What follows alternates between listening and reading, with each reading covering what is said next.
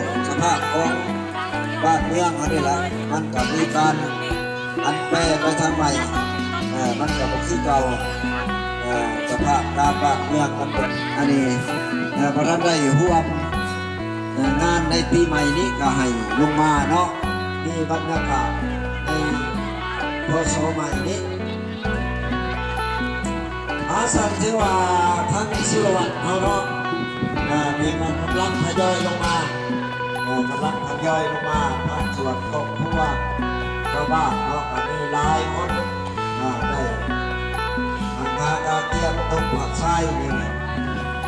มีอะไรกันมีปัจจัยเนี่ยต่างๆก็เป็นอย่างนั้นถือว่าได้ดีกันใน3 วันเราเป็นอะไรมีการมีผู้มาบริจาคได้แต่ละมื้อ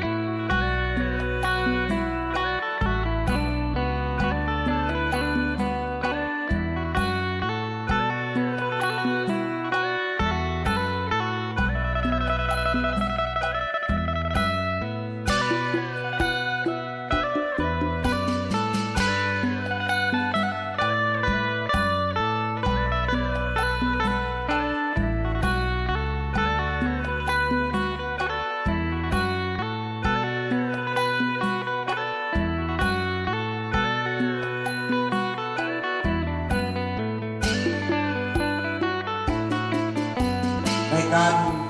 เดินไปมาของออกต้นยามโยมเพื่อให้ไปสะดวกมาสบายตัวนี้ก็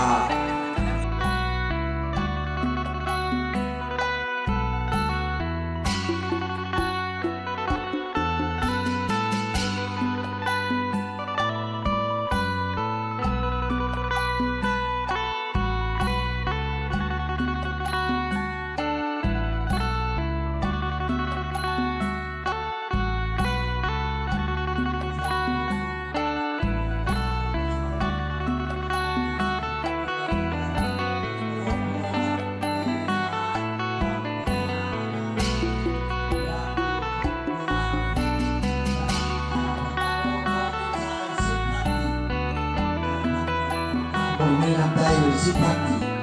ขอให้มีพลังกุศลเอาชายไปก่อไปลดพระชายแล้วให้พุทธคำนำสู้ช่วยสู้ลูกรู้ให้เป็นตัวนี้เราสำคัญให้เดือนนี้สุขภาพแข็งแรงเพื่อจะจากโรคภัยในปีใหม่ให้มีแต่คุณงามความดีเนาะในประเทศไทยสมหวังในทุกๆด้านแค่ปัญญาว่าย่างแรงได้ดีกว่าก็จะอุ่นได้ดีอุ่นแล้วอุ่นดีกว่าไอ้อุ่นนี่ดีกว่าพวกไทย ข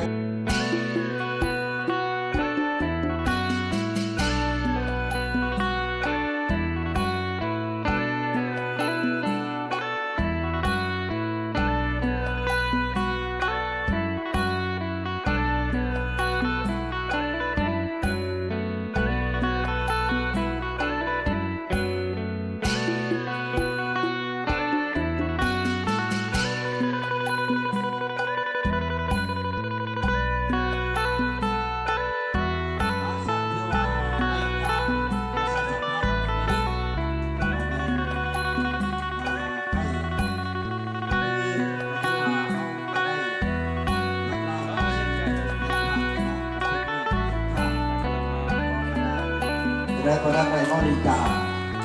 จะได้ลูกชายจะประกอบส่วนเป็นปัจจัยผู้หาผู้ชิดแล้วก็ว่าหาคุณแต่ครอบครัวหรือว่าส่วนตัวนะครับ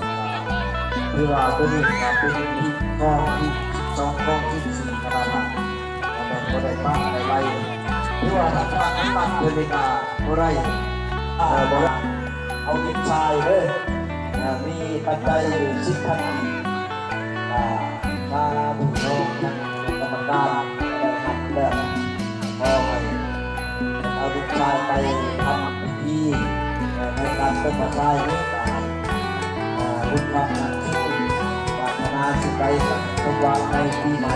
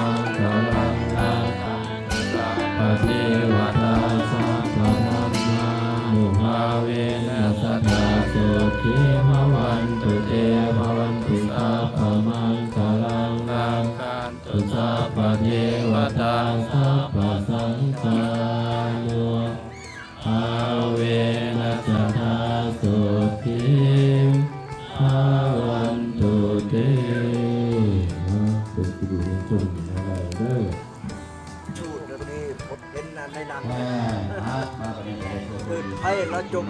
คนพระตลอดเก่งๆแหละอะไรนั่นแหละถวาย สูตรแรกกันคนกับผมมาเท่ากันกันเลยเพื่อนนี่จะพาเองบ้านเต่าคือว่ามาเป็นการที่คือก้อนแม่เรียกว่าก้อนจะพาจะพาที่การการที่คือวันนี้ของพ่อถึงรับเป็นคนที่ร้านทำแน่คือพระอาจารย์วิทุหาพอเลื่อมเละเมเหมือนบอกแม่บอกนะทุกแม่ต่างทุกนี่ก็ประดุกว่าเท่าละเละนางนิดได้ทางได้กองพอนายีเละเมหน้ายาวเอาดื้อได้ได้ล้างเนี่ยไปทางไปทางกองมีหน้าเขียวคนหน้ายีคนหน้าแสงในการต้องเป็นเพื่อแก้ไถ่ไถ่แสงคนเท่าเกิดไถ่แสงคนรู้ตัวในทางคนรู้หาคนคนที่เยอะคนที่ทำงานคนการคุณเด็กที่ทำงานให้เจ้าหัวเจ้าหัวกระบาดกับตอนผู้ทำการอุปถัมภ์เรื่องทางอายุส่วนที่3อุทิศให้ประธานคนเจ้าของนาดินส่วนที่4อุทิศให้พ่อทิ้งพ่อทิ้งกระโปรงทิ้งกระโปรงทิ้งกระโปรงจะได้แข็งส่วนที่5อุทิศให้ผู้ทิศไปใช้ในแข็งที่ทำเป็นขาวายทำงานนี้แกมาเป็นตัวตัวตัวทุกอย่างคนไหนตายตายในสัตว์ร้ายคือในวัดทุกวันทุกวันก่อนคนไปปล่อยน้องคนยิงแต่หน้าหักเอาอะไรหายทุกการสุดท้ายหลุดไทยดียังเนาะจะมีวิชาน้องกองไปจะมีวิชาที่คนทุกคนขอให้เปียกปกคลุมถึงเป็นผู้หูอยู่คนเมื่ออยู่ดีแห่งน้ำสำเร็จนะยะถาวะริวหาปุราปริสุริติสาคารังวะเมวะตุตินันเตตะนังปะปะปิ อิสิตังปฏิตังตุนังกิปะเมวะตุสันเตปะเตตุนเตสังกปาจันโทภะนะโสยะถามะโสติยะโสยะถาสันตุสัพพะโลกโควินาสันตุมาเตภวันวันตรายโยสุขีเรกายุโกภวะอภิวาเอสเนจังวุฒาปัจจายโนจัตตาโลธรรมาวัฏันติอายุวันโนสุขังอายันนันเด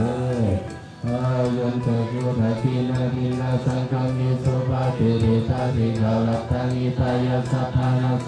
ภะกัปปะกิโสยติบาทนี้เพื่อนทุกคนตลอดปลอดภัยเด้อลืมลงมาทักบาทสามมาบาสีสู่พันพระพุทธรูปเนาะจากความหักความสามัคคีในหมู่บ้านของเราเนาะสู่ทุกคนได้ที่มีรวมๆเนาะ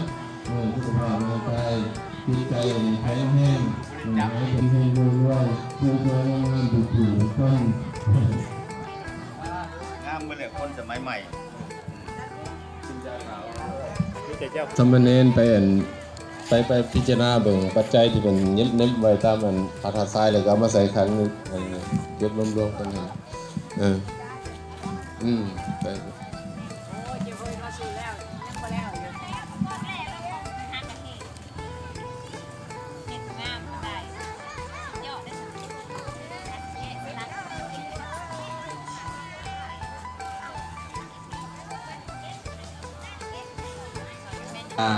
โยมบาเอาบารักษาจิตหายเนาะมาทุกคนทุกคนสาธุเด้อ ขอถูกขอสุขขอโลกขอให้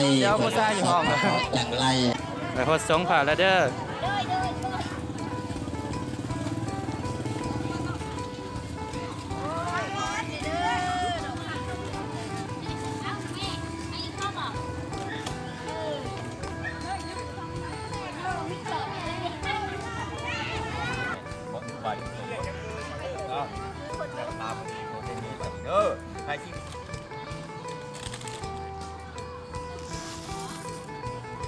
ทอลงเรือทอลงไทย